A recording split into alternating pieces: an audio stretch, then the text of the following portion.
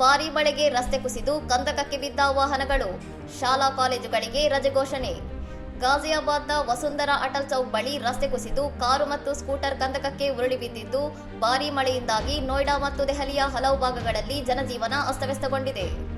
ಮಳೆಯ ತೀವ್ರತೆ ಮತ್ತು ಜಲಾವೃತ ಸಮಸ್ಯೆಯ ಹಿನ್ನೆಲೆಯಲ್ಲಿ ಮುನ್ನೆಚ್ಚರಿಕೆ ಕ್ರಮವಾಗಿ ಗಾಜಿಯಾಬಾದ್ ಜಿಲ್ಲಾ ಮ್ಯಾಜಿಸ್ಟ್ರೇಟ್ ನಿರ್ದೇಶನದಂತೆ ನರ್ಸರಿಯಿಂದ 12ನೇ ತರಗತಿಯವರೆಗೆ ಎಲ್ಲಾ ಶಾಲೆಗಳಿಗೆ ಗುರುವಾರ ರಜೆ ಘೋಷಿಸಲಾಗಿದೆ.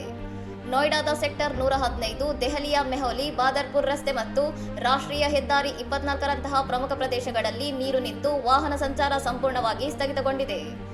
ದಕ್ಷಿಣ ದೆಹಲಿಯ ರಾಜಧೀರ್ ಸಿಂಗ್ ಮಾರ್ಗದಲ್ಲಿ ಬುಧವಾರ ತಡರಾತ್ರಿ 2 ಬೃಹತ್ ಮರಗಳು ಉರುಳಿ ಬಿದ್ದಿದ್ದು, ಕಾರೊಂದು ಜಖಂಗೊಂಡಿದೆ. ಅದೃಷ್ಟವಶಾತ್ ಯಾವುದೇ ಪ್ರಾಣಹಾನಿ ಸಂಭವಿಸಿಲ್ಲ.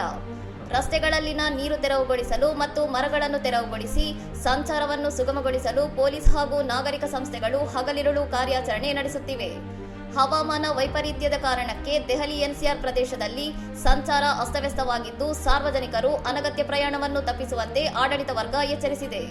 ಇನ್ನಷ್ಟು ಸುದ್ದಿಗಳಿಗಾಗಿ ನೋಡ್ತಾ ಇರಿ ಸೌರಂ ಟಿವಿ.